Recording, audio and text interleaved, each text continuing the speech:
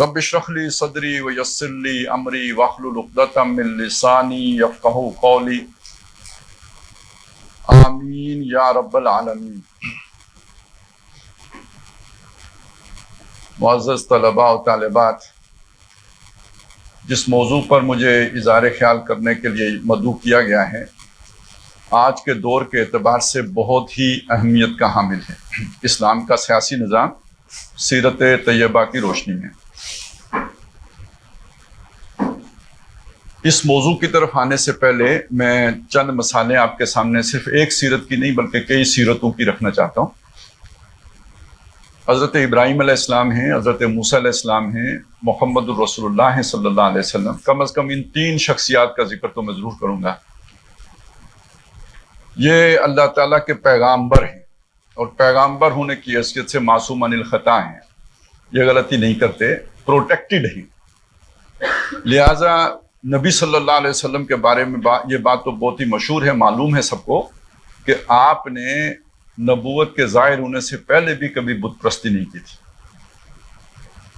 آپ نے کبھی جا کے بتوں کو سجدہ نہیں کیا، بتوں سے التجائیں نہیں کی، ان سے کوئی مانگا نہیں، جو وہاں کے رسم و رواج تھے عبودیت کے ان کو پورا نہیں کیا۔ یہی معاملہ ابراہیم علیہ السلام کا بھی رہا، اور وہ تو ایک درجے میں بتوں کے خلاف بات بھی کرتے رہے، انہیں کسی نے کچھ نہیں کہا۔ نبی صلی اللہ علیہ وسلم کو بھی 40 سال کسی نے کچھ نہیں کہا، باوجود اس کے کہ آپ نے ان کے مراسم میں شرک میں شمولیت اختیار نہیں کی۔ موسیٰ علیہ السلام وہ بھی اللہ کے نبی ہیں، ان کو اللہ نے ایک طریقے سے وہاں سے نکال دیا، یعنی مصر سے، اور انہیں محفوظ رکھا۔ ان کا معاملہ چلے ایک استثناء کی صورت میں رہنے دیں، لیکن یہ جو دو شخصیات ہیں ابراہیم علیہ السلام، یہ ایک معاشرے میں رہتے ہیں اور اس معاشرے کے مذہب کی پیروی نہیں کرتے۔ نبی صلی اللہ علیہ وسلم ایک معاشرے میں رہتے ہیں اور اس مذہب کے پیروکار نہیں بنتے، اس کے باوجود اس معاشرے نے انہیں گوارا کیے رکھا۔ میں کیا عرض کرنا چاہ رہا ہوں، یہ جو آج ہم سیکولرزم کی رٹ لگاتے ہیں یہ کوئی نئی بات نہیں ہے۔ انسانی معاشروں میں ٹھیک ہے یہ علم کی صورت میں منظم ایک فکر کی صورت میں موجود نہیں تھا، لیکن ایک ویلیو کے طور پر، یہ قدر کے طور پر ہمیشہ ہر آدمی گویا اپنے مذہب پر عمل پیرا رہے، اس کا اسے حق حاصل تھا۔ خود مکے میں وہ لوگ بھی تھے جو آخرت کے منکر تھے، مانتے ہی نہیں تھے کہ آخرت ہوگی، اور وہ بھی تھے کہ جو آخرت کو ماننے والے تھے اور سفارش کے قائل تھے، اور وہ بھی تھے جو سفارش کے قائل نہیں تھے۔ یہ مکے میں مختلف نقطہ آئے نظر موجود تھے، سب کو گوارا کیا جاتا تھا۔ تو کسی نہ کسی درجے میں دنیا میں یہ برداشت اور ٹالرنس اور ایک دوسرے کو اکوموڈیٹ کرنا یہ موجود تھا، تبھی تو دنیا آگے چلتی رہی۔ یہ کوئی نئی بات نہیں ہے، جو آپ کو سکھایا جاتا ہے نا یہ سیکولرزم نئی بات ہے، یہ نئی بات نہیں ہے۔ ٹالرنس کے درجے میں یہ پہلے سے بھی موجود تھا۔ اب اگلی بات میں آپ کے سامنے عرض کرنا چاہتا ہوں وہ یہ کہ یہ پھڈا کہاں سے پڑا، فرکشن کہاں سے پیدا ہوئی، یہ باہمی ٹکراؤ کی صورت کب بنی یا عدم برداشت کی صورت کب بنی؟ یہ تب بنی جب نبی صلی اللہ علیہ وسلم نے، جب ابراہیم علیہ السلام نے ایگزسٹنگ سسٹم کو چیلنج کیا۔ یہ غلط ہے، ابراہیم علیہ السلام نے بت توڑ دیے۔ اب یہ تو دیکھیں نا، آپ نے جا کے، یعنی میں آپ کو برداشت ہی نہیں کر سکتا۔ آج کے اعتبار سے عدم برداشت کی ابتدا کس نے کی؟ ابراہیم علیہ السلام نے کی۔ معاشرہ تو انہیں برداشت کر رہا تھا، انہیں اپنا نقطہ نظر بیان کرنے کا موقع بھی دے رہا تھا، وہ لوگوں کو بتا بھی رہے تھے انی وجہت وجہی للذی فطر السماوات والارض۔ وہ بت توڑنے سے پہلے قوم نے ان سے پوچھا اجئتنا بالحق ام انت من اللاعبین، یہ جو تو باتیں کر رہا ہے ہمارے پاس کوئی سچی بات لے کے آئے یا ویسے ہی مذاق میں یہ باتیں کر رہا ہے؟ انہوں نے صاف یہ بات اپنی قوم کے سامنے رکھی کہ بل ربکم رب السماوات والارض الذی فطرہم، تمہارے رب، یہ کسی کی نفی کر رہے ہیں، یہ نمرود تمہارا رب نہیں ہے، تمہارا رب وہ اللہ ہے جس نے آسمان اور زمین کو بنایا ہے۔ وَأَنَا عَلَىٰ ذَلِكُم مِّنَ الشَّاهِدِينَ، اور میں تمہارے سامنے اس بات کا گواہ ہوں کہ رب میرا پھر یہ نمرود نہیں ہے، اللہ تعالیٰ ہے۔ برداشت کر رہی ہے قوم، یہ تبلیغ بھی گوارا ہے، مسئلہ جب تب جا کے پیدا ہوا کہ جب انہوں نے اسے ٹکڑے ٹکڑے کر دیا، الا کبیر اللہم، سوائے جو ان میں سے بڑا تھا، اور اسے چھوڑ دیا، باقی سب کو ختم کر دیا. اب انہوں نے آپس میں چہ مگویاں کی، من فعل ھذا بآلہتنا، ہمارے معبودوں کے ساتھ، ٹھاکروں کے ساتھ، حاکموں کے ساتھ، حکمرانوں کے ساتھ یہ حشر کس نے کر دیا؟ قالو، کچھ لوگوں نے کہا، ایک یذکرہم، ان کا ذکر کیا کرتا تھا فتن، ایک نوجوان، یقال لہ ابراہیم، اس کا نام ابراہیم ہے. قالو فاتوا بہ علی اعین الناس، انہوں نے کہا اب لے کے آؤ اسے لوگوں کے سامنے، لعلہم یشہدون، تاکہ لوگوں کو بھی پتہ چلے وہ کیا بات کہتے ہیں. یہاں سے وہ سارا معاملہ کھڑا ہوا، اور ادھر کھڑے ہو کے انہوں نے کہا کہ یہ کوئی معبود شابود نہیں ہے، اور یہ کہ اب وہ مجبور ہوئے، انہوں نے کہا کہ اس کو آگ میں ڈالو. اس جگہ تک کون لے کے گیا ان کو؟ ابراہیم علیہ السلام. اگر بات صرف تبلیغ کی ہوتی تو وہ گوارا تھی، بات تبلیغ سے آگے بڑھ گئی تھی جو گوارا نہیں ہوئی. اب آ جائیں نبی صلی اللہ علیہ وسلم کی طرف. 40 سال اسی شہر میں آپ رہے ہیں، آپ نے بتوں کی پوجا نہیں کی، قوم نے آپ کو گوارا کیا، برداشت کیا، عزت دی، آپ کو اپنے سیاسی فیصلوں میں شریک کیا، کاٹا نہیں، جھگڑے حضور سے نمٹاتے تھے.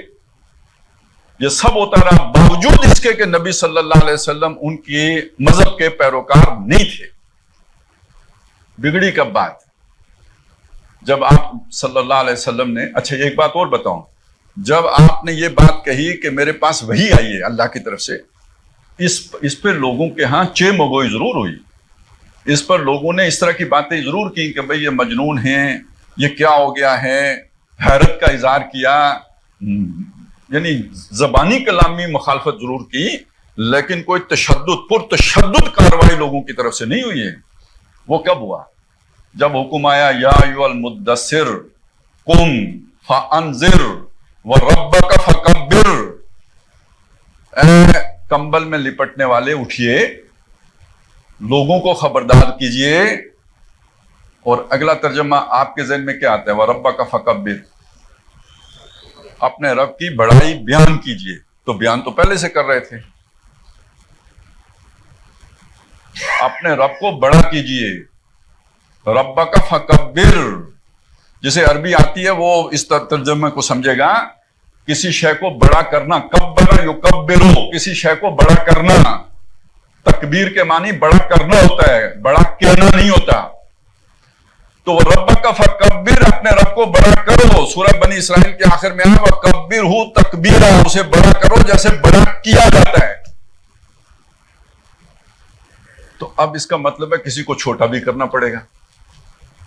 یہاں تو کوئی اور بڑا ہے نا، اس کی بڑائی پر اس کی بڑائی کو ثابت کرنا پڑے گا، یہ منوانا پڑے گا. یہ ہے اصل اللہ اکبر. اگر صرف زبان سے کہنا ہو تو وہ اجازت تھی، وہ خود بھی کہتے تھے. یہ جو آج ہم حج پہ جاتے ہیں اور پڑھتے ہیں لبیک اللہم لبیک لا شریک لک لبیک، یہی وہ بھی پڑھتے تھے. اس سے مختلف تو نہیں. آخر میں جا کے کرتے الا شریکا تملکہ، سوائے اس شریک کے جس کو تو نے خود اختیار دیا ہے. باقی تو سارا یہی ترانہ تھا جو آج ہم الاپتے ہیں. تو اب آپ یہ سمجھ لیجئے کہ وہ تکبیر کہنے پر مسئلہ نہیں تھا، اللہ کو بڑا کرنے پر مسئلہ تھا. وہ بڑا ماننے کے لیے تیار نہیں تھے. جھگڑا یہ تھا. اور وہاں سے پھر وہ سارا جو ہے نا پرتشدد دور شروع ہوا ہے. جب جسمانی تشدد صحابہ کرام پہ شروع ہوا، جب یہ ایجنڈا سامنے آیا ہے اور یہ مکے میں سامنے آ گیا تھا. تو پہلی بات تو یہ میں آپ کے سامنے رکھنا چاہ رہا تھا کہ یہ سمجھ لیجئے کہ فرکشن کہاں سے کھڑی ہوتی ہے.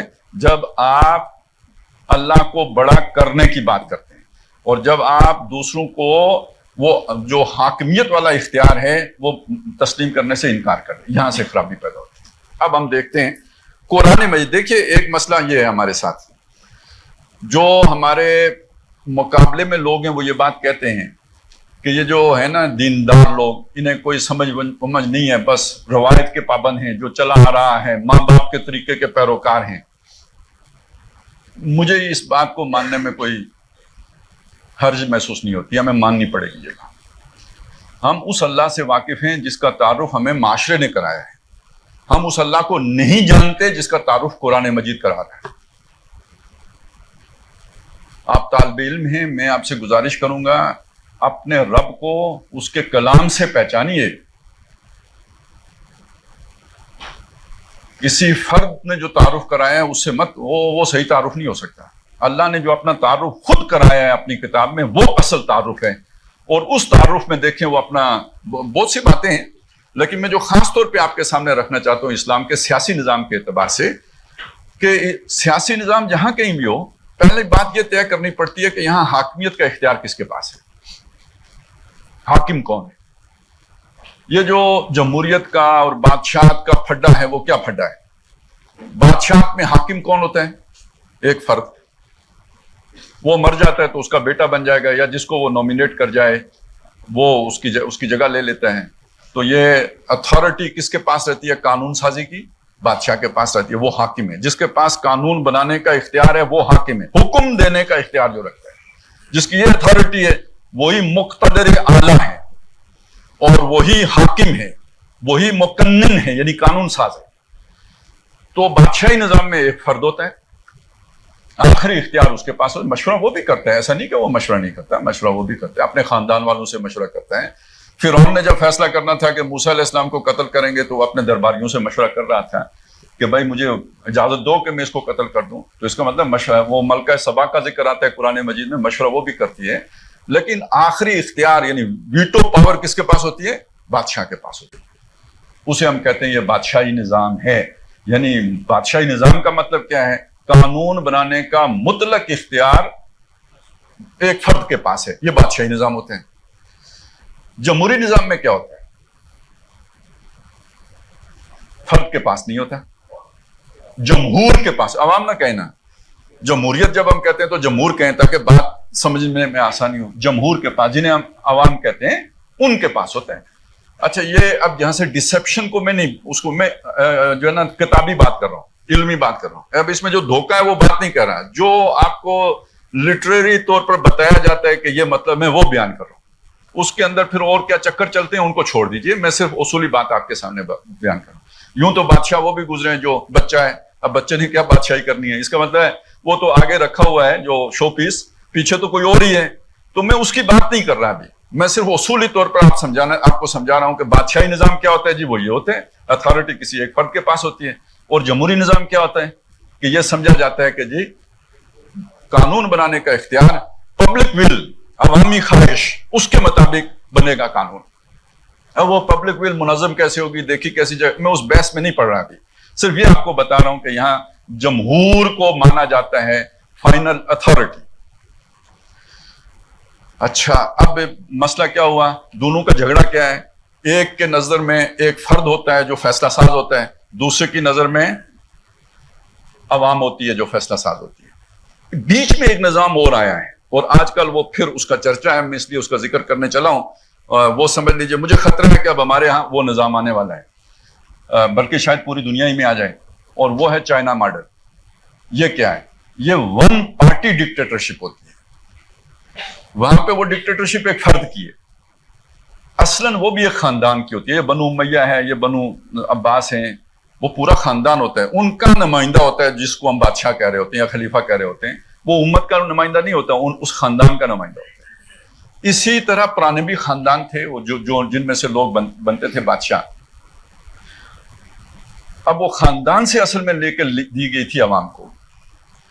اب آ جائے یہ ون پارٹی رول کیا شے ہوتی ہے؟ یہ چیز ہوتی ہے. دو پارٹی نظام نہیں ہو سکتا. یہ جو عام جمہوریت ہے دنیا میں، اس میں 2 پارٹیاں ہوں، 3 پارٹیاں ہوں، وہ بنانے کا حق ہوتا ہے.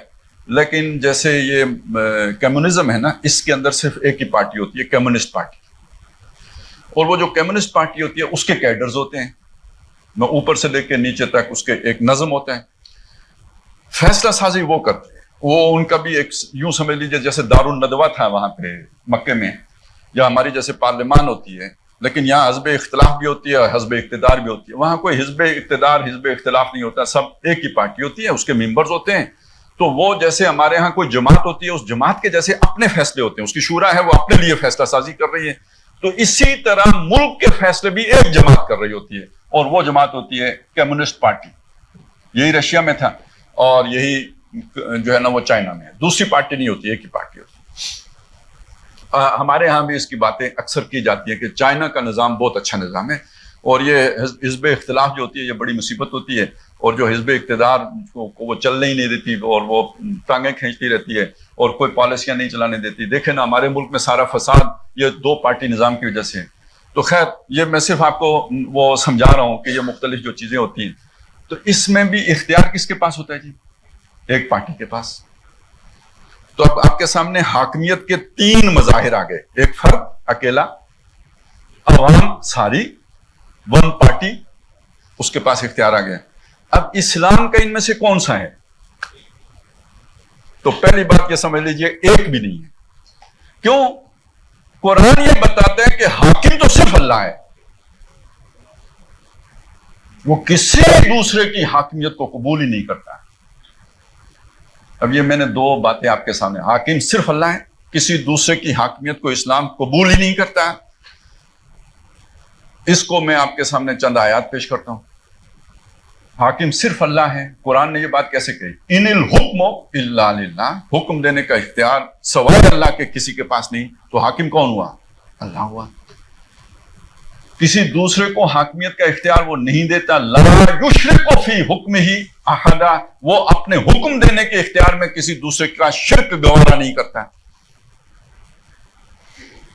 آپ کو یہ تو پتہ ہے نا عبودیت میں شرک ہو گیا، وہ کیسے ہوتا ہے؟ آپ نے کسی دوسرے کو سجدہ کر دیا، شرک ہو جاتا ہے یا نہیں ہو جاتا؟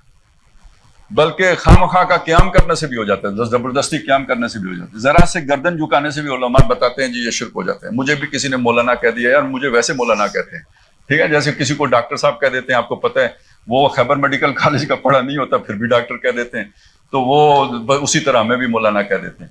لیکن یہ کہ میں یہ بتا رہا تھا میں مستند نہیں ہوں، آپ جا کے چیک کر لیجئے گا جو کچھ میں کہہ رہا ہوں اسے دوبارہ چیک کر لیجئے گا ٹھیک کہاں غلط کہاں. تو مولوی ہوں لیکن مستند مولوی نہیں. اسی سے یہ سمجھ لیجئے، اور اسی لیے میں دلائل بھی دے رہا ہوں. مولوی ہوتا تو میں آپ کو کہتا یہ ہو گیا تو چھٹی کرو. تو اب چونکہ میں مولوی نہیں ہوں اس لیے آپ کو سمجھا رہا ہوں. تو وہ جو بات آپ کو سمجھا رہا تھا وہ یہ ہے کہ یہ تو ہمیں خوب معلوم ہے کیا دوسرے کو سجدہ کرنے سے شرک ہو جاتے ہیں. یہ ہمیں خوب معلوم ہے رکوع یوں جھکنے سے بھی ہو جاتا ہے. ہاں بھائی، اس سے بہت بڑا شرک یہ ہے دوسرے کو حاکم مان لینا. اس کا تو کوئی ذکر ہی نہیں، اس کا تو کوئی بالکل سرے سے ذکر ہی نہیں. اب آپ خود سمجھیں، یہ زمین ہے، یہ ایک اس میں ملک ہے، اس ملک کے اندر ایک عبادت خانہ ہے. اس عبادت خانے میں اتنی ساری جگہ میں بڑا گناہ ہوگا نا، یا پورے ملک میں اگر حاکم اللہ کے مقابلے میں کسی اور کو بنا لیا جائے تو بڑا گناہ ہوگا. اور آپ وہ مسجد کے اندر جا کے تو وہ شرک کا تو ڈنڈورا پیٹیں، یہ سجدہ یوں ہو گیا، یہ بدعت یوں ہو گئی، اور وہ جو ملک کی سطح پر ہو رہا ہے اس کی بات ہی نہ کریں تو گڑبڑ ہے یا نہیں؟ تصور جو ہے مسخ ہو گئے یا نہیں ہو گئے، پرورٹ ہو گئے یا نہیں ہو گئے. یہ ہے جو لا یبقى من الاسلام الا اسمہ، آج نام اسلام کا رہ گیا ہے، اس کی حقیقت نگاہوں سے اوجھل ہو چکی ہوئی ہے. تو جو بات سمجھنے کی ہے وہ یہ کہ اللہ تعالیٰ حاکم ہے، اور جیسے وہ سجدے میں کسی، یہ میں صرف اس لیے کہہ رہا ہوں کیونکہ اس پر تو ہمارے اینٹینا ایک دم کھڑا ہو جاتا ہے، شرک ہو گیا جی، وہ سجدہ کسی اور کو کر دیا، یہ تو واجب القتل ہو گیا. تو اسی طرح وہ اپنی حاکمیت میں بھی کسی کا شرک گوارا نہیں کرتا. اب میں آپ کو دوسری بات بتاؤں. پہلے معاملے میں اللہ تعالیٰ کسی پہ زبردستی نہیں کرتا، رسول بھی زبردستی نہیں کرتے، اسلامی حکومت بھی زبردستی نہیں کرتے، اسے اجازت دیتے ہیں جس کو مرضی سجدہ کرو. ہے شرک لیکن تمہیں اجازت ہے جس کو مرضی سجدہ کرو. دیتے ہیں چھوٹ یا نہیں دیتے؟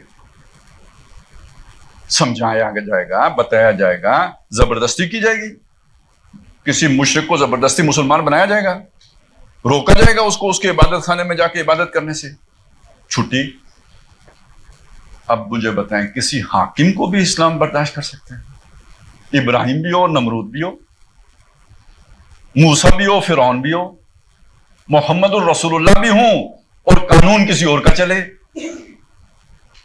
ادھر سے بھی آپ کو سمجھ آئی نا؟ ادھر تو ہے لا اکراہ فی الدین، کسی پر کوئی زبردستی نہیں ہوگی، ہر کوئی اپنے مذہب پر عمل کر سکتا ہے. ادھر کیا ہے؟ وَقَاتِلُوهُمْ حَتَّى لَا تَكُونَ فِتْنَةٌ وَيَكُونَ الدِّينُ كُلُّهُ لِلَّهِ. لو ان سے جب تک کہ ان کا فتنہ ختم نہیں ہو جاتا اور دین سب کا سب اللہ کا نہیں ہو جاتا. تو اب مجھے بتائیں بڑا شرک کون سا ہے؟ جس کے خلاف لڑنے کا حکم دیا گیا ہے، یا وہ کہ جس کو گوارا کہا کہ ٹھیک ہے وہ تو ادھر آئے گا تو میں حساب کروں گا، ادھر گوارا کرو، برداشت کرو. تو بڑا شرک وہ ہے حاکمیت کا شرک. لا یشرک فی حکمہ احدا، وہ اپنے حکم دینے کے اختیار میں کسی اور کو شریک نہیں کرتا. یہ اس کی اتھارٹی ہے، اونلی اس کی. اب کس کی نفی ہو گئی؟ آج کے دور کی. چھوڑیں بتوں کو، بت تو ختم. اب بتوں کو کون پوچھتا ہے؟ ہندو بھی نہیں گھاس ڈالتے بتوں کو. اس دور کے بت اور ہیں. تو نفی کس کس کی ہوئی؟ ہر قسم کی ذاتی بادشاہی کی یا آپ کہیں حاکمیت کی نفی ہو گئی یا نہیں؟ ساتھ ہی جمہوریت شریف کی بھی ہو گئی یا نہیں ہوگی؟ ون پارٹی رول کی بھی ہو گئی یا نہیں ہوگی؟ اسلام تو ان میں سے کسی کو گوارا نہیں کر سکتا. حاکمیت یہاں صرف اور صرف اللہ کی. اچھا جی، اسی حاکمیت کے لیے دوسرا لفظ جیسے میں بار بار استعمال کر رہا ہوں وہ بادشاہ کا لفظ ہے. تو جہاں پہ بادشاہ ہوتا ہے حکمران، اس کو کیا کہتے ہیں جی؟ بادشاہی نظام. قرآن مجید نے اس لفظ کو لے کر، وہ تو حکم والی تو کم آیات ہیں، یہ بادشاہت والی تو یعنی بے شمار آیات ہیں، سینکڑوں ہیں. لہو ملک السماوات والارض، آسمانوں اور زمین کی بادشاہی کس کی؟ اللہ کی. للہ ملک السماوات والارض، آسمانوں اور زمین کا بادشاہ کون؟ اللہ. یہ میں نے ایک دفعہ گنا 17 تو یہ ہیں. للہ ملک السماوات والارض، لہو ملک السماوات والارض، 17 تو یہ ہوتی. لیکن اور مختلف اسلوبوں میں تبارک الذی بیدہ الملک، بابرکت وہ ذات جس کے ہاتھ میں بادشاہی ہے. سبحان الذی بیدہ ملکوت کل شیء، پاک ہے وہ شے جس کے ہاتھ میں ہر شے کی بادشاہی ہے. یہ اس طرح کے فتبارک اللہ ملک الملک، یہ اس طرح کی کہتے ہیں قل اللہم مالک الملک، مقتدر اعلیٰ. اس طرح کے کتنے اسالیب ہیں جس میں اللہ تعالیٰ کی بادشاہی کو قرآن مجید نے بار بار وہ جیسے نہیں مستری کیل ٹھونکتا رہتا، نہ بھی گھسے پھر بھی ضرب لگاتا رہتا ہے شاید کبھی اندر چلی جائے، اس طرح قرآن مجید نے اس مضمون کو ٹھونکا ہے کہ سمجھ آ جائے، اتر جائے ذہن کے اندر کہ اللہ تعالیٰ بادشاہ ہے. اور اس کی دلیل کیا دی ہے؟ بہت اہم دلیل دی ہے چھوٹی سی بات لیکن سمجھیے. قرآن یہ کہتا ہے کہ اللہ مالک ہے. لہو ما فی السماوات و ما فی الارض، ہر شے کی ملکیت اس کی ہے. تو فرض کریں ایک آدمی کسی شے کا، مطلب میری گاڑی ہے، میں اس کا مالک ہوں، تو اس کا اولین جو ہے نا اس کو استعمال کرنے کا حق کون رکھتا ہے؟ میں.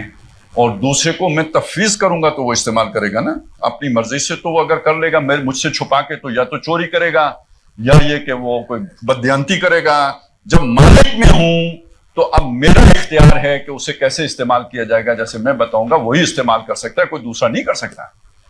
تو جب اللہ نے یہ دعویٰ کر دیا مالک میں ہوں، مالک الملک بھی میں ہوں اور مالک السماوات بھی میں ہوں اور مالک الارض بھی میں ہوں، تو یہ دوسرا لفظ آ گیا. اور یہ بھی بے شمار مرتبہ آیا. اللہ نے اپنی ملکیت ثابت کی ہے جمیع مخلوقات کے اوپر، زمین اور آسمان کے اوپر.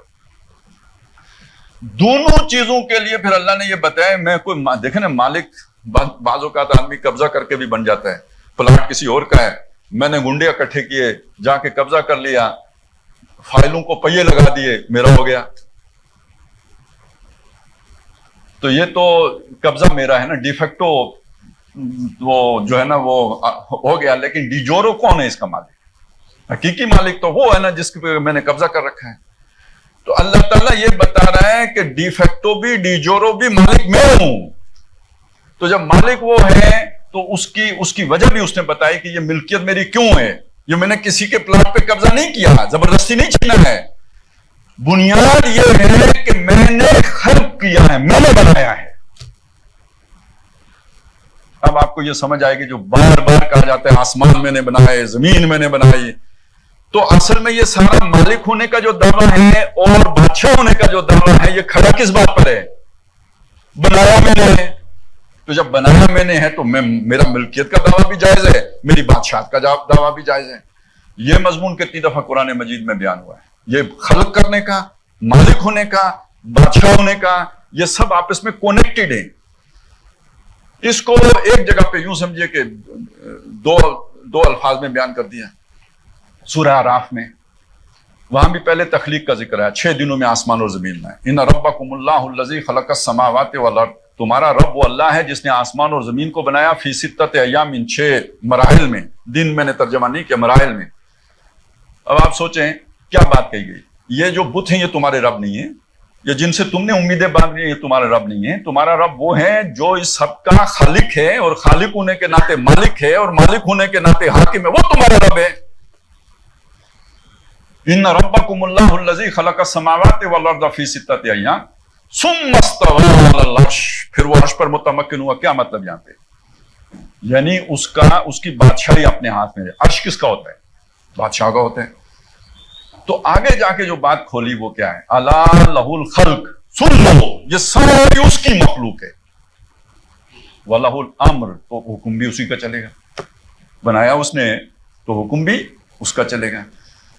اب میرا خیال ہے یہ توحید یہاں آ کے سمجھ آ رہی ہے نا، سیاسی توحید ہم بیان کر رہے ہیں، تو اس کی آپ کو تمام جو اس کے مقدمات ہیں وہ سمجھ میں آ گئے.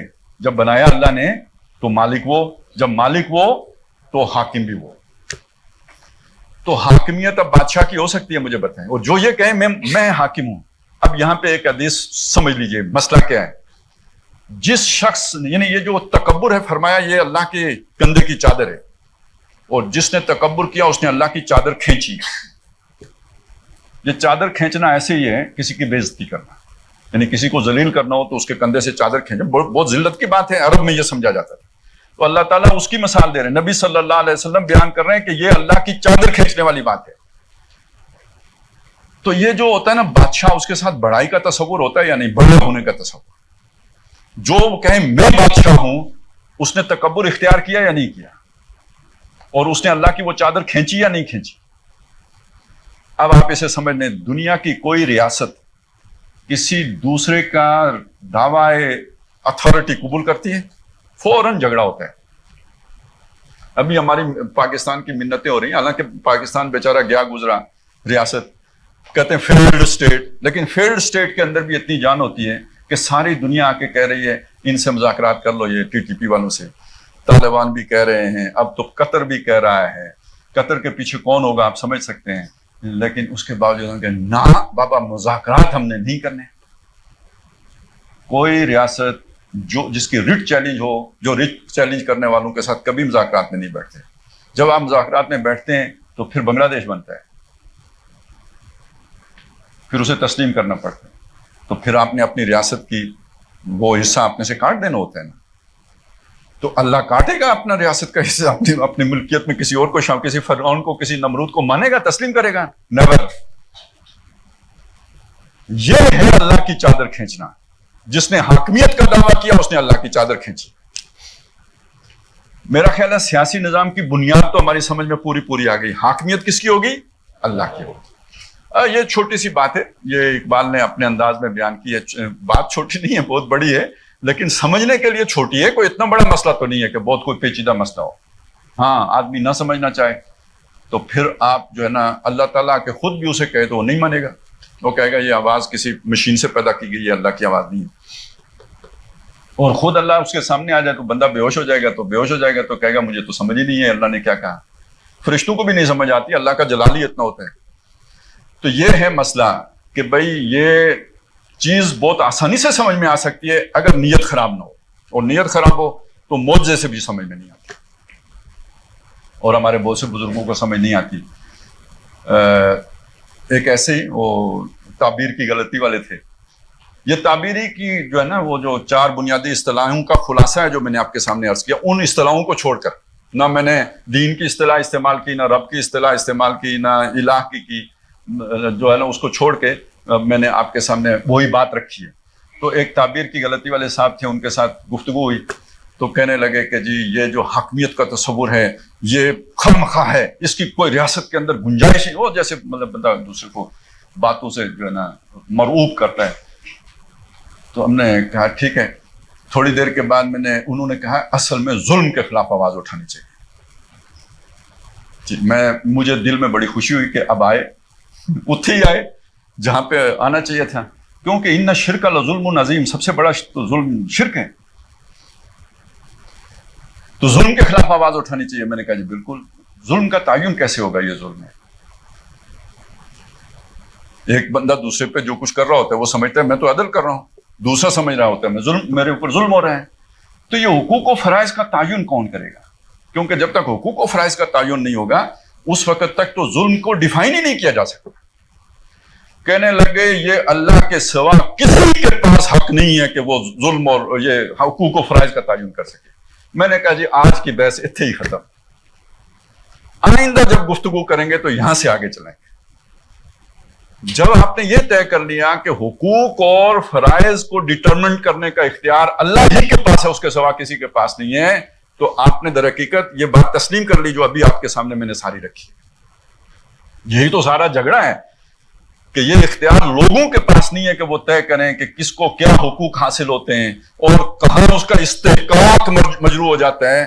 یہ تو اللہ تعالیٰ ہی کا اختیار ہے کہ وہ طے کرے گا کہ کس کے، مرد اور عورت کے کیا حقوق و فرائض ہیں، فرد اور جماعت کے درمیان توازن کیسے قائم ہوگا، سرمایہ اور محنت کے درمیان توازن کیسے قائم ہوگا. یہ افراد نہیں طے کریں گے، یہ بادشاہ نہیں طے کرے گا، یہ کوئی ایک پارٹی کمیونسٹ پارٹی نہیں طے کرے گی، بلکہ آپ اس میں اضافہ کر دیں یہ کوئی مولویوں کی پارٹی بھی نہیں طے کرے گی. ٹھیک ہے نا، یہ کر لیں آپ، کیونکہ یہ ہو سکتا ہے کل یہ نظام آ جائے کہیں جو علماء کی حکومت ہم قائم کرتے ہیں. یہ تھیوکریسی ہے اور تھیوکریسی کی اسلام میں کوئی گنجائش نہیں ہے. یہاں پہ اللہ تعالیٰ کا حکم چلتا ہے. لوگ کوئی خواہ مخواہ اللہ کے نمائندے بن کے، ہاں اللہ کے نمائندے تھے، گزر گئے، وہ نبی ہوتے تھے، ان کو وہی اختیار حاصل ہوتا تھا کہ ان کی بات بلا چوں چرا مانی جائے گی، کیونکہ وہ تو غلط بات کہیں گے نہیں، وہ تو وہی کہیں گے جو اللہ تعالیٰ نے ان کو فرمایا ہے. وَمَا يَنْطِقُ عَنِ الْهَوَىٰ إِنْ هُوَ إِلَّا وَحْيٌ يُوحَىٰ، ان کی تو شان ہی ہوتی ہے. اس کے بعد کسی کے پاس یہ اختیار نہیں. یہ ابو بکر اور عمر کے پاس نہیں تھا تو اب کس کے پاس ہو سکتا ہے یہ اختیار کہ اس کی مطلق اطاعت کی جائے؟ تو یہ اب آپ کو بات سمجھ میں آ گئی کہ یہ اختیار اللہ کا ہے، اللہ کے سوا کسی کے پاس بادشاہی کا، مقتدر ہونے کا، حاکم ہونے کا اختیار نہیں ہے. اور اگر کوئی دعویٰ کرتا ہے تو یہ از روئے قرآن شرک ہے. یہ مولوی نہیں کہہ رہا، قرآن کہہ رہا وَلَا يُشْرِكُ فِي حُكْمِهِ أَحَدًا. اور سورہ بنی اسرائیل کی آخری آیت وَلَا، جو اس میں جو آتے ہیں کہ وَلَمْ يَتَّخِذْ وَلَدًا وَلَمْ يَكُنْ لَهُ شَرِيكٌ فِي الْمُلْكِ، اس کی بادشاہی میں کوئی اس کا شریک نہیں ہے. یہ آیتیں کیا سمجھتے ہیں آج نازل ہو رہی ہیں کیا؟ تو شرک کا مضمون بیان کرنے والوں نے کبھی یہ آیتیں تکلف کیا آپ کے سامنے پیش کرنے کا؟ تو کیوں نہیں کیا؟ کوئی ناراض ہوتا ہے، کوئی ناراض ہوتا ہے. آج کا اسلام جو بیان کرنے جوگا ہے وہ یہی ہے. باقی کو تو سب مانتے، کون انکار کرے؟ کوئی کہہ سکتا ہے نماز نہیں پڑھنی چاہیے، اس پر جو ہے نا گھنٹیاں بجتی ہیں، اس پر بہت سے مسئلے کھڑے ہوتے ہیں. اوپر سے مزید مصیبت یہ ہوئی ہے اس تصور کو دہشت گردی کے ساتھ جوڑ دیا گیا ہے. اس کو خود سے ایک نام دیا فنڈامنٹلزم کا، اور فنڈامنٹلزم کو ایکول کر دیا ٹیررزم کے. دونوں اصطلاحات گویا برابر کر دی. تو اب یہ نام ہی نہ لو، اس لیے کہ یہی اصل میں وہ سارا الزام لگتا ہے نا. ساری دہشت گردی کے پیچھے سید قطب ہیں، مولانا مودودی ہیں، اور یہ اس فکر کے حاملین ہیں. آپ کو بھی اگر یہ باتیں سننے کو ملتی ہیں تو اس کے پیچھے بڑے بڑے دماغ ہیں. ہمارے ہاں جاوید احمد غامدی صاحب ہیں، انہوں نے پرویز مشرف کے 20 سالہ جو ہے نا وہ، اب میں اسے 20 سالہ دور پتہ ہے کیوں کہتا ہوں، وہ 2001 سے یو ٹرن لے کے تو آج تک وہ چلا ہے نا. اب ہم پھر آہستہ آہستہ یو ٹرن غیر اعلانیہ لیں. اس نے اعلانیہ یو ٹرن لیا تھا، یہ اب ذرا غیر اعلانیہ یو ٹرن لینے کی کوشش کر رہے ہیں. اس لیے ابھی وہ ٹرین دھکے کھا رہی ہے، سمجھ نہیں آ رہی ہو کیا رہا ہے. اگر اعلانیہ لیتے تو شاید معاملہ ٹھیک ہو جاتا ہے، لیکن یہ کہ وہ چپکے لے رہے ہیں. دوسری طرف کا زور اتنا ہے، اعلانیہ لیں تو امریکہ ناراض ہو جائے گا، اعلانیہ لیں تو اور طاقتور حلقے ناراض ہو جائیں گے. تو اس سے بچنے کے لیے غیر اعلانیہ ایک یو ٹرن ہے. تو اندر وہ جو طاقتیں موجود ہیں جو اس عرصے میں تیار ہوئی ہیں، 20 سالوں میں بندہ جوان ہو جاتا ہے، جو اس عرصے میں تیار ہوئی ہیں وہ رجسٹ کر رہی ہیں. ریزنٹمنٹ شو آ رہی ہے اداروں کے اندر سے بھی، ہر جگہ پولرائزیشن ہے، وہ اس وجہ سے ہے. تو بہرحال آپ اس بات کو سمجھ لیجئے. اب آ جائیں اس چیز کی طرف کہ یہ جو پاکستان ملک بنا تھا نا وہ اسی تصور کے تحت بنا تھا. سروری زیبا فقط اس ذات بے ہمتا کو ہے، حکمراں ہے ایک وہی، باقی بتانے آزری. اب آپ سوچیں یہ کتنا خطرناک ملک تھا دنیا کی نظروں میں. یعنی ان کے لیے تو بہت ہی بڑی خطرے کی گھنٹی تھی. یہیں سے تو جھگڑے کا آغاز ہوتا ہے. جب آپ حاکمیت اللہ کو دیتے ہیں تو وہیں سے جھگڑا کھڑا ہوتا ہے. تو انہوں نے ٹیسٹ کیا، نبضیں دیکھی، انہوں نے کہا نہیں یہ اسلامی ٹچ ہے بس. تو خیر ہے، برداشت کیا جا سکتا ہے. اگر کوئی سیریس مسئلہ ہوتا تو پھر جھگڑا تھا. یہ تو بس ٹچ دینے کے لیے، عوام کے اندر یہ سوچ ہے تو اس سوچ کو ایکسپلائٹ کرنے کے لیے یہ نعرہ جو ہے نا ایجاد کر لیا گیا ہے. لیکن آپ ایک بات سمجھیں، پھر اس میں ایک بات تو تسلیم کی گئی نا، عوام کے اندر تو یہی سوچ ہے. لہذا گویا یہ طے ہو گیا کہ عوام کو تو اختیار نہیں ملنا چاہیے، کیونکہ عوام کو اختیار مل گیا تو وہ اس سوچ کی طرف جائیں گے. یہاں سے ملک کی بدنصیبی شروع ہوئی ہے نا، بدقسمتی کہہ لیجئے، کہ اس پر ایک قبضہ گروپ مسلط کر کے اس لیے رکھنا ہے کہ عوام کے اندر یہ والا جذبہ ہے جس کا یہ نعرہ لگا رہے ہیں پاکستان کا مطلب کیا، لا الہ الا اللہ، تو کہیں سچ مچ لا الہ الا اللہ نہ ہو جائے. اب آپ الہ کو ادھر حاکم کے ساتھ جوڑ لیجیے. اب آپ جا کے ترجمے دیکھیں گے، بہت سے علماء کے ترجمے میں الہ کا مطلب آپ کو حاکم مل جائے گا. شبیر احمد عثمانی رحمۃ اللہ علیہ کے ترجمے میں الہ کا ترجمہ جو ہے نا آپ کو حاکم مل جائے گا. تو خیر اب آ جائیں پیچیدہ مسئلے کی طرف، جہاں سے مسئلہ بگڑتا ہے.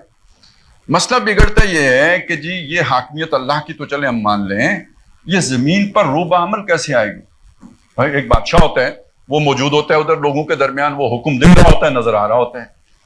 عوام کی نمائندگی ہوتی ہے تو ان کے نمائندے آ کے پارلیمان میں بیٹھ کے قانون سازی کر رہے ہوتے ہیں، نظر آ رہے ہوتے ہیں. ون پارٹی رول ہوتا ہے تو وہ جو بھی کیڈرز ہوتے ہیں وہ موجود ہوتے ہیں، وہ بیٹھ کے فیصلے کر رہے ہوتے ہیں.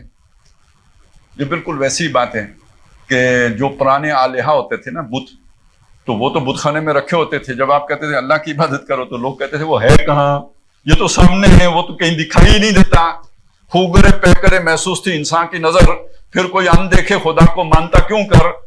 وہی مسئلہ اس سیاسی نظام کے اندر آ کے ہو جاتا ہے کہ یہ مقننہ تو موجود ہے، جس مقنن کی تم بات کر رہے ہو وہ نظر ہی نہیں آتا. اور اس کی یہ حاکمیت ایکسرسائز کیسے ہوگی، یہ ہے سب سے بڑا مسئلہ.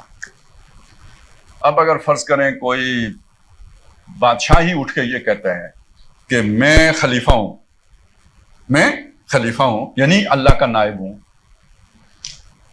یا یہ کہ کوئی پارٹی اٹھ کے کہتی ہے کہ ہم بطور پارٹی جماعت اللہ کے نائب ہیں، جماعت اسلامی کہتی ہے جی ہم بس جو ہم کہیں گے وہ آخری بات ہوگی، کیوں ہم اللہ کی نیابت کر رہے ہیں.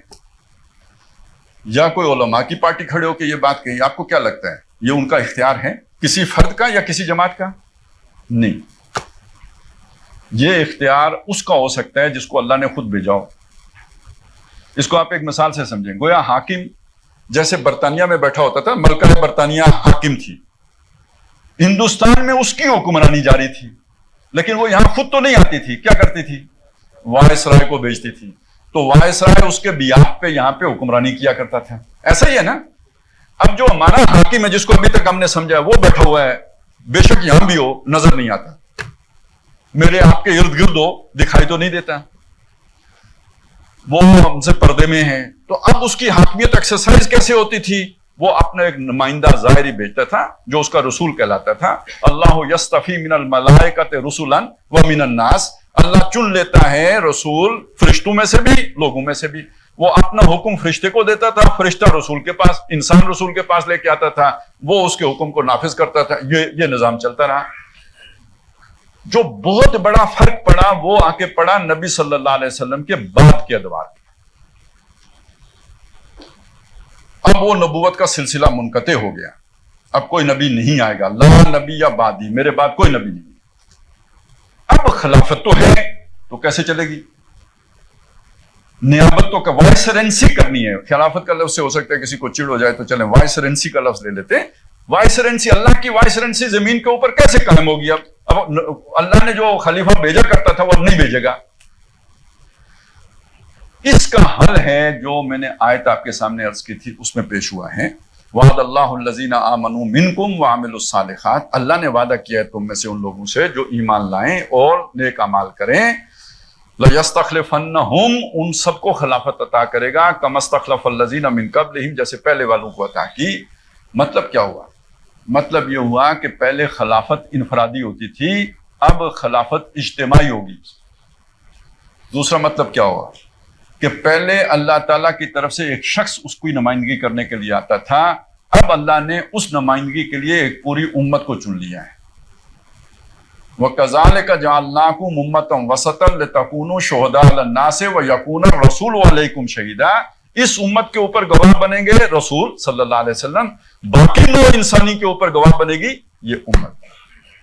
अब उसूली बात समझ लीजिए, हर फर्द नौए बशर उसको अल्लाह ने यह खिलाफत अता की है। वह इसका यानी ये पोटेंशियली वो खलीफा है। वह इसका रब्बुका लिल मलाइकति इन्नी जाइलुन फिल अर्द खलीफा, आदम की औलाद वो इस मनसब पर फाइज की, लेकिन वो महरूम हो जाएगा जो अल्लाह की हाकमियत ही तस्लीम ना करे। खिलाफत ही ना, खिलाफत कब बनेगी? तब बनेगी जब अल्लाह की हाकमियत तस्लीम कर ली जाए। अब वो शख्स के जो अल्लाह की हाकमियत को मानने के लिए तैयार ही न हो, गोया वो तो अब खिलाफत का हकदार ही नहीं रहा। तो अब बुनियादी तकसीम क्या आ गई? मानने वाला और न मानने वाला।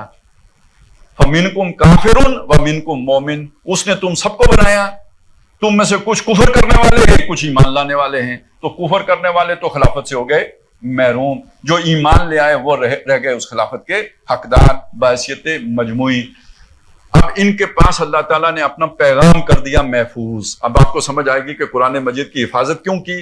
अब नबूवत नहीं आएगी, अल्लाह का अब कहें आइन कहें, कानून कहें, ऑर्डर ऑफ द डे कहें, वो प्रोटेक्टेड हो गया, वो अब ज़ाया नहीं होगा, वो अल्लाह ने उसको सिक्योर कर दिया, वो महफूज रहेगा।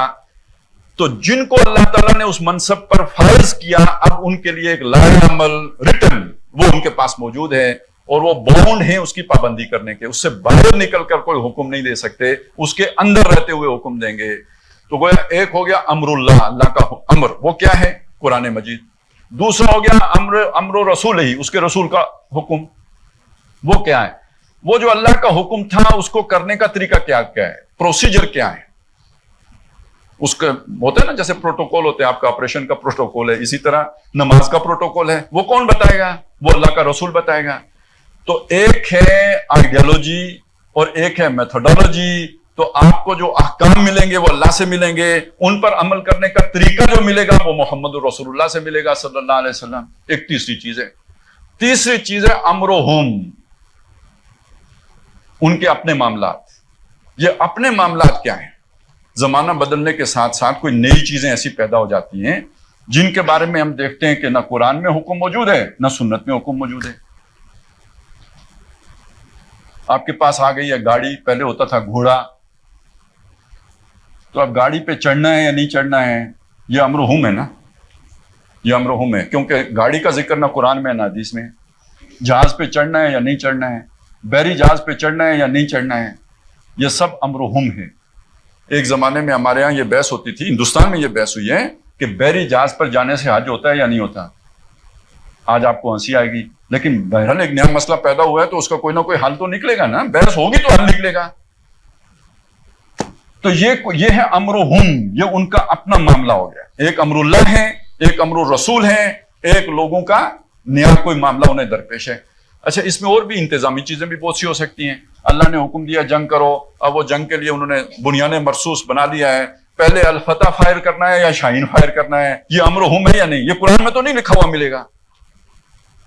तो ये जो अमरुहुम है ये है शूरा बैनहुम, वो उनके आपस के मशवरे से तय होगा। इसी अमरुहुम में एक बात यह भी है कि उनका खलीफा कौन होगा। ये बड़ा बुनियादी फर्क हो गया जी, समझे इस बात को। रसूल खलीफा किसका होता था? अल्लाह का। अब अगर कोई खलीफा बनेगा वो किसका होगा? सोच के बताएं, कोई एक बंदा बताए मुझे। अल्लाह का। फरिश्ता है उसके पास, अल्लाह ने अपने अहकाम उसको दिए हैं, बराह रास्त उस पर वही उतरी है। अब जो खलीफा होगा वो उम्मत का खलीफा होगा, अल्लाह का खलीफा नहीं होगा। यह खलीफतुल मुस्लिमीन है, खलीफतुल्लाह नहीं है। हजरत उमर रजी अल्लाह ताला अन्हु को जिन्हें दीन आता था ना, उन्होंने अपने लिए खलीफतुल मुस्लिमीन की जो है ना तरकीब इस्तेमाल की थी। और ये हजरत अबू बकर सिद्दीक रजी अल्लाह ताला अन्हु ने भी अपने आप को खलीफतुल्लाह नहीं कहा था, खलीफतुर रसूलिल्लाह कहा था, अल्लाह के रसूल का खलीफा। वो इब्तिदाई बात थी। जब उन्होंने ये इख्तियार कर लिया, कुछ अरसे के बाद एहसास हुआ कि यार ये कैसे। जब उसके बाद जब हजरत उमर रजी अल्लाह ताला अन्हु बने तो इब्तिदान उन्होंने वही इख्तियार किया, अना खलीफतो खलीफत रसूलिल्लाह, मैं अल्लाह के रसूल के खलीफा का खलीफा हूं। तो यहां से सोच पैदा हुई कि जब इसके बाद आएगा तो वो कहेगा तो ते रसूलिल्लाह, फिर उसके बाद वाला जो 3 दफा ते करके तो रसूलिल्लाह बनेगा। तो ये आखिर तक कहां चले जाएगा मामला। تو پھر سوچا. یہی انسان کے سوچنے کا طریقہ ہوتا ہے. سوال آتا ہے, مسئلہ کھڑا ہوتا ہے, پھر آدمی اس پر غور کرتا ہے, حل نکلتا ہے. اب وہ حل نکلا حضرت عمر کے دور میں رضی اللہ تعالیٰ عنہ کہ یہ خلیفۃ رسول اللہ والی بات ٹھیک نہیں ہے, یہ خلیفۃ المسلمین والی بات ہو. مطلب سیدھا ہو گیا, سمجھ میں آ گیا. اللہ نے وہ خلافت جو پہلے رسولوں کو دیتا تھا ختم نبوت کے بعد امت کو دے دی. امت اپنے معاملات کو سلجھانے کے لیے اپنے اندر سے جس کو نمائندہ بنائے گی وہ بنے گا اس کا خلیفہ. اللہ کا نہیں, امت کا خلیفہ ہے. یہ جو آج زیادہ سے زیادہ خلافت کی شور مچاتے ہیں نا, یہ بنیادی بات نہیں جانتے. وہ جو خلیفہ کو سمجھتے ہیں اللہ کا خلیفہ ہوتا ہے, اللہ کا نہیں ہوتا, یہ امت کا خلیفہ ہوتا ہے. امت کو بحیثیت مجموعی اللہ نے اس منصب پر فائز کیا ہے, وہ اپنا نمائندہ چنتی ہے جو امت کو ریپرزینٹ کر رہا ہوتا ہے. یہ اولو الامر جو ہوتے ہیں یہ امت کی طرف سے ہوتے ہیں, یہ اللہ کی طرف سے نہیں اترے ہوتے. وہ تو نبی ہوتے تھے جو ہوتے تھے. اب اسی میں مسئلہ پھر مزید آ گیا. جب نبی نہیں ہے تو اس کی خلافت کی میعاد کتنی ہوگی؟ تا حیات ہوگا, مسئلہ ہے نا ایک, تا حیات ہوگا, 5 سال کے لیے ہوگا, 10 سال کے لیے ہوگا. مجھے بتائیں قرآن کی کوئی آیت ڈٹرمنٹ کرتی ہے؟ نبی تو نبی تھے, ان کے دور میں بھی ظاہر ہے وہ ان کے ہوتے, انہوں نے کوئی بتایا ہو کہ تا حیات ہوگا؟ نہیں. تو یہ امر ہم ہے, امر اللہ ہے, امر رسول ہے. بتائیں, امر ہم ہے تو امر ہم ہے تو شورا بینہم, آپس کے مشورے میں طے کر لیں گے. اگر لوگ مل کے یہ فیصلہ کرتے ہیں کہ تا حیات ہوگا تو تا حیات ہوگا. کچھ عرصے کے بعد پتہ لگے گا نہیں تا حیات میں خرابی پیدا ہو جاتی ہے تو کہیں گے نہیں, کچھ عرصے کے بعد جو ہے نا وہ دوبارہ انتخاب ہونا چاہیے. یہ امر ہم ہے. تجربے سے سیکھو, کرو, غلطی کرو, تجربہ حاصل کرو, اس کے بعد اس کی اصلاح کرو, نیت ٹھیک رکھو اور سیکھتے جاؤ, آگے بڑھتے جاؤ. اچھا جی, ملک کا نظام جو ہے نا وہ پارلیمانی ہوگا یا یہ کہ صدارتی ہوگا, کیا ہوگا؟ یہ امر اللہ ہے, امر رسول ہے یا امر ہم ہے؟ امر ہم ہے. تو یہ لوگوں کو طے کرنے دیں, وہ خود سے طے کر لیں گے, اس میں تو کوئی پریشانی کی بات نہیں ہے. جتنے جو جدید مسائل کھڑے کیے جاتے ہیں نا کہ آج کا دور بدل گیا, یہ ہو گیا, یہ سب امر ہم میں آئے گا اور امت بیٹھ کے طے کر لے گی. ہاں, کوئی ایسی بات نہیں طے کر سکتی جو امر اللہ سے متصادم, جو امر الرسول سے متصادم ہو. یہ یعنی قانون سازی کے اعتبار سے یہ بات جان لیجئے, 2 چیزیں ہو سکتی ہیں. ایک چیز جیسے نماز ہے, نماز کے بارے میں آپ صرف وہی کام کر سکتے ہیں جو اللہ کے رسول سے ثابت ہو. کوئی نیا کام کتنا ہی اچھا کیوں نہ ہو, آپ نماز میں اسے جمع کے شامل کریں گے, نماز ختم, فاسد ہو جائے گی. آپ تیسرا سجدہ کر لیں, نماز بدعت آپ نے ایجاد کر لی. تو جو عبادات کے معاملات ہیں اس میں کیا ہوتا ہے, جب تک اللہ اور رسول سے وہ کام ثابت نہ ہو آپ نہیں کر سکتے. جو عام معاملات ہیں امر ہم, اس میں کیا حکم ہوتا ہے, ہر کام آپ کر سکتے ہیں جب تک کہ اس کا منع کرنا ثابت نہ ہو. یہاں ترتیب الٹی ہو جائے گی. آپ اگر یہ الٹی ترتیب نہیں مانیں گے, نہیں تسلیم کرتے, جیسے کہ ایک سادہ ذہن آدمی نہیں کرتا, تو پھر اب چلیں اس آڈیٹوریم میں بیٹھنے کا جواز نکال کے مجھے بتائیں. اس لاؤڈ سپیکر پر کھڑے ہو کے تقریر کرنے کا جو ہے نا مجھے جواز نکال کے دیں. کدھر سے ثابت کریں گے اللہ کے رسول سے اور یہ کہ کتاب و سنت سے؟ تو ان چیزوں کے بارے میں اصول مختلف ہیں. ہاں, اس کا ممنوع ہونا ثابت نہیں, میں کر سکتا ہوں. تو آپ ہر وہ قانون بنا سکتے ہیں جو اللہ رسول کے قانون کے خلاف نہ ہو. اچھا, ایک سادہ ذہن آدمی اس بات کو نہیں سمجھتا, وہ سمجھتا ہے جیسے نماز کے بارے میں ہے معاملہ کہ جب تک یہ ثابت نہ ہو کہ بھئی یہ کام کرنا ہے, اسی طرح یہاں بھی یہ ہے کہ جب تک یہ ثابت نہ ہو تو وہ کام نہیں کر سکتے. تو پھر نظام چل ہی نہیں سکتا. پھر ان لوگوں کی بات کو مان لیں, اسلام پرانے دور کا تھا, آج کے دور میں نہیں چل سکتا. اگر آپ نے آج کے دور میں چلانا ہے تو پھر یہ جو فقہاء کا اصول ہے, یہ کوئی میرا اصول نہیں ہے, یہ ہمارے فقہاء نے طے کیا ہے کہ معاملات کے معاملے میں اصول یہ ہوگا, ہر کام کرنے کی اجازت ہے, مباح ہے, جب تک کہ اس کی حرمت یا اس کا جو ہے نا وہ مکروہ ہونا ثابت نہ ہو. اس کو لے کے آپ چلیں گے, بڑی آسانی کے ساتھ آپ کا نظام بن جائے گا.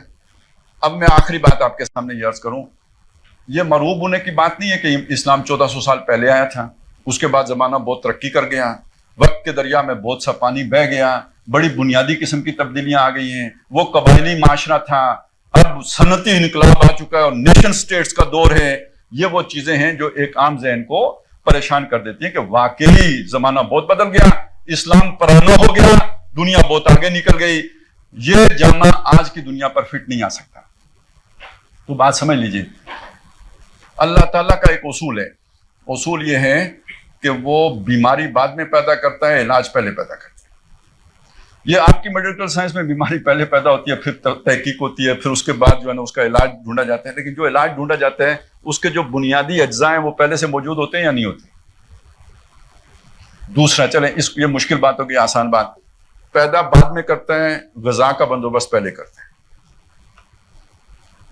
ہر مادہ کے اندر جو اللہ تعالیٰ نے اپنے بچے کی غذا کا نظام رکھا ہوا ہے، وہ اس کا اظہار پہلے ہو جاتا ہے، بچہ بعد میں پیدا ہوتا ہے.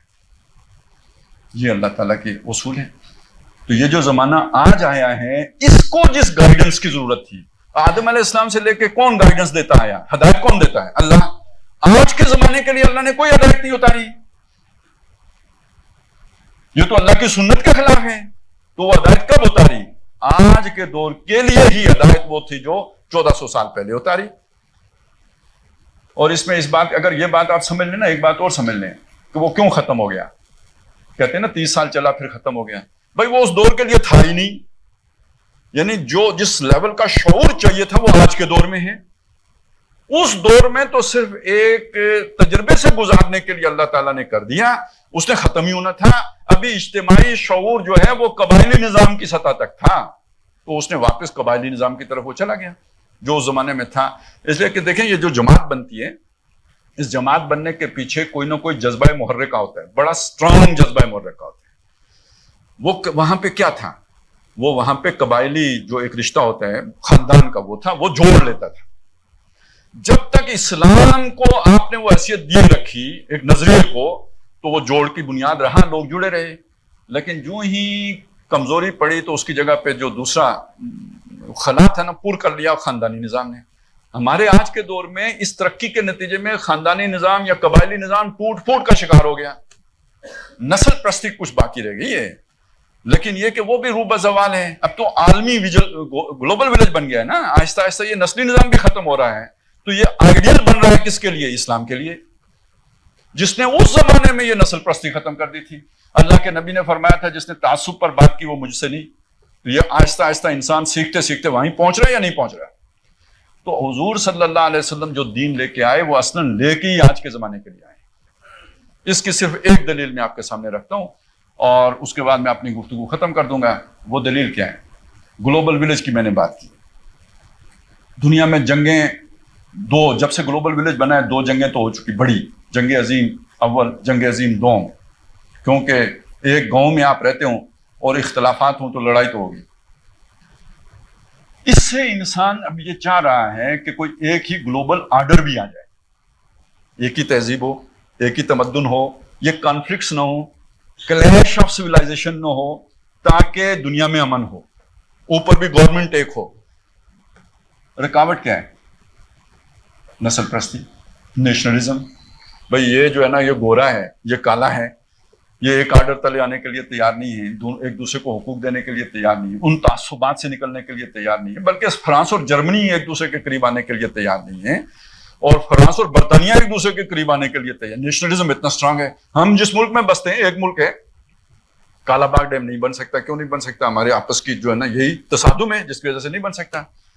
کلیش آف انٹرسٹ ہے جس کی وجہ سے نہیں بن سکتا. تو اب یہ کیسے پوری دنیا ایک نظام تلے آ جائے؟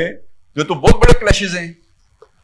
تو مجھے بتائیں نیشنلزم اس کی بنیاد بن سکتا ہے؟ اس کی 4 بنیادیں ہوتی ہیں نا. یا تو رنگ ہوتا ہے جوڑنے کی بنیاد، تو رنگ تو بنیاد بن نہیں سکتا ساری نو انسانی کے لیے. کوئی کالا ہے، کوئی گورا ہے، کوئی کیا گندمی ہے، yellow masses of the east ہیں، یہ سارے کیسے ایک اس میں جوڑ سکتے ہیں؟ یا زبان ہوتی ہے تو زبانیں بھی مختلف ہیں، یا نسل ہوتی ہے تو نسلیں بھی مختلف ہیں، یا علاقہ ہوتا ہے تو ظاہر ہے کئی بر اعظم میں مختلف عادات و اطوار ہیں. تو کیا شے جوڑے گی؟ کوئی شے نہیں.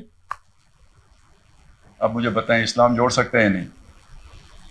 اور کوئی آئیڈیالوجی مجھے پوری دنیا میں بتا دیں جو جوڑ سکتی ہو. آپ کو بات کی میری کی سمجھ آئی؟ آج کے دور ہی کے لیے اللہ نے اسلام کو اتارا تھا. 14 صدیاں پہلے اتارا تھا. اس دور میں اس کو ایک تھوڑا سا جھلک دکھا دی، جیسے لیبارٹری ٹیسٹ ہوتا ہے. اصل جو اس کا جو نا جو تجربہ گاہ بننا ہے وہ آج کے دور کو بننا ہے. تو یہ اس مروبیت سے نکل جائیے کہ آج کا دور ایڈوانس ہو گیا ہے اور اسلام پیچھے رہ گیا. نہیں، اللہ نے اس اسلام کو بھیجا ہی آج کے دور کے لیے تھا۔ البتہ اگر آپ اسلام جو امر ہم ہے، دیکھیں ایک امر اللہ ہے اس کو آپ تبدیل نہیں کر سکتے، ایک امر الرسول ہے اس کو آپ بدل نہیں سکتے، لیکن جو ایک امر ہم ہے اس امر ہم کی ایک صورت وہ تھی جو آج سے 700 سال پہلے تھی۔ وہ بادشاہوں کا ایک نظام چل رہا تھا، اس کو علماء نے جو بھی اس کو صورت دے دی، ٹھیک ہے وہ چلتا رہا۔ اگر آپ آج اس کی ڈیمانڈ کریں گے کہ جو خلافت عثمانیہ میں تھا، جو خلافت عباسیہ میں تھا، جو خلافت بنو امیہ میں تھا، وہ نظام ہم لے کے آئیں گے تو دنیا اسے قبول نہیں کرے گی۔ آج کا جو امر ہم ہے وہ آج کے امر ہم کو سامنے رکھتے ہوئے امر اللہ اور امر رسول کے اندر رہتے ہوئے آپ نے ایک جدید ماڈرن سٹیٹ کا کانسیپٹ دنیا کے سامنے رکھنا ہے۔ یہ قابل قبول کا مطلب کیا ہے؟ قابل قبول کا مطلب قابل عمل ہونا ہے، جو آج کے دور میں قابل عمل بھی ہو، چل سکتا ہو۔ وہ آپ ایک دفعہ دنیا کو کر کے دکھا دیں، کسی پاکستان جیسے ملک میں، مصر جیسے ملک میں، ترکی جیسے ملک میں اگر یہ ہو جائے تو آج دنیا ہے ہی عدل کی تلاش میں۔ وہ مسلمان ہوں یا نہ ہوں آپ کا سسٹم قبول کر لیں گے، جیسے لوگوں نے آخر کمیونزم بھی تو قبول کیا ہے، لوگوں نے آخر جمہوریت کو بھی قبول کیا ہے۔ اگر آپ وہ سسٹم آف سوشل جسٹس، نظام عدل اجتماعی جو محمد رسول اللہ نے اس دور کے مطابق قائم کر کے تب دکھایا تھا، آج کے دور کے مطابق اگر کسی سائزیبل ملک میں قائم کر کے دنیا کو دکھا دیا جائے تو وہ کلمہ پڑھے یا نہ پڑھے اس نظام کے دل دادا ضرور ہو جائیں گے اور پورے گلوب کا وہ آرڈر بن سکتا ہے۔ یہ کام کس کے کرنے کا ہے؟ مسلمانوں کے کرنے کا ہے۔ مسلمان اگر اس سے غافل ہیں، بھولے ہوئے ہیں، تو ہم نے ان پر کفر و شرک کا فتویٰ نہیں لگانا۔ میں نے پہلے جو باتیں کی ہیں وہ آپ کو سمجھانے کے لیے، ہم فتویٰ لگانے والے نہیں ہیں، ہم داعی ہیں۔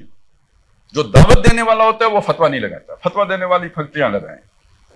ہمارا کام سمجھانا ہے، ہمارا کام اتمام حجت کرنا ہے، ہمارا کام مسلمانوں کو اس جہالت جدیدہ سے نکال کر واپس اسلام کی اس اصل دعوت کی طرف بلانا ہے۔ کس کو بات سمجھ میں آئے، کس کی سمجھ میں نہیں آئی، یہ اللہ جانتا ہے، وہ اس سے حساب لے گا، وہ اسے بخشے، پکڑے، جو دوزخ میں ڈالے یا جنت میں لے جائے، یہ میرا اور آپ کا سردرد نہیں ہے۔ ہمارا یہ سردردی ضرور ہے جو مجھے سمجھ میں آئی ہے، میں اپنے مسلمان بھائیوں کو سمجھاؤں، میری اور آپ کی نجات اس میں، اور یہ اللہ تعالیٰ کی پسند ہے کہ اس نے ہمیں یہ بات سمجھا دی۔ نہیں تو اگر کروڑوں مسلمانوں کو نہیں سمجھ آ سکتی، نہیں آئی ابھی تک، تو ہمیں بھی نہ آتی، اور اگر آگے آئے تو یہ اللہ کا احسان ہے، اور اس احسان کی شکر گزاری یہ ہے کہ ہم اپنے بھائیوں کو سمجھائیں۔ یہ ہے وہ اصل دعوت جو ہم نے لوگوں کے سامنے پیش کرنی ہے۔ یہ ہے اسلام کا سیاسی نظام جو سیرت نبی صلی اللہ علیہ وسلم کی روشنی میں ہمارے سامنے آتا ہے۔ اس سے وہ کلیش ضرور پیدا ہوتا ہے، لیکن یہ پوری نوع انسانی کے لیے امن کا پیامبر بھی ہے۔ پوری دنیا میں امن اس سے آ سکتا ہے۔ حاکمیت کس کی مان لے؟ سب اللہ کی، نہ گورے کی نہ کالے کی، نہ کسی جو ہے نا اشرافیہ کی، تو نہ کسی جو ہے نا عوام کی، نہ ون پارٹی رول، نہ کوئی خاندان کا رول، نہ یہ کہ کوئی صالحین کی بات، نہ کوئی کلرجی کی بات۔ اللہ کی حاکمیت سب مان لیں، اس کے تابع ہو کے سب جو ہے اس کے احکام کے تابع رہ کے امر و ہم کے اندر جو گنجائش ہے اس سے استفادہ کریں۔ اللہ تعالیٰ مجھے بھی اس کے لیے جدوجہد کرنے کی توفیق عطا فرمائے، آپ سب کو بھی اس کا فہم اور سمجھ بھی عطا کرے، اور اس کے لیے تن من دھیان لگانے کی بھی توفیق عطا فرمائے۔ اقول قولی ھذا واستغفر اللہ لی ولکم ولسائر المسلمین والمسلمات۔